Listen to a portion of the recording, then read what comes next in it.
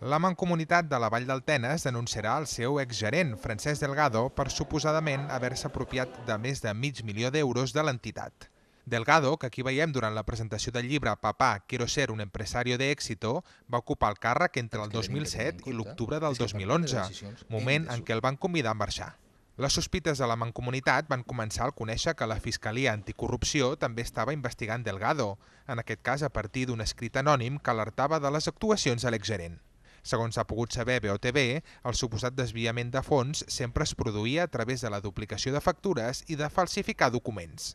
Inicialment ja fa uns mesos, inclús també la Fiscalia ja va iniciar també actuacions ja fa uns mesos i s'està treballant i investigant aquests llibres, les transferències a comptes de societats que podria estar involucrat. Delgado, col·laborador acadèmic de SADE, també és administrador de diverses societats en què suposadament també hi participava Iñaki Urdangarín. Precisament aquestes empreses tenien la seva seu social al carrer Beethoven de Barcelona, exactament al mateix lloc que la Fundació NOS. L'actual president de la Mancomunitat, l'alcalde de Lliçà, Ignasi Simón, ha defensat que ningú havia detectat abans cap irregularitat de Delgado i que aquest comptava amb tota la confiança dels 4 pobles que en formen part.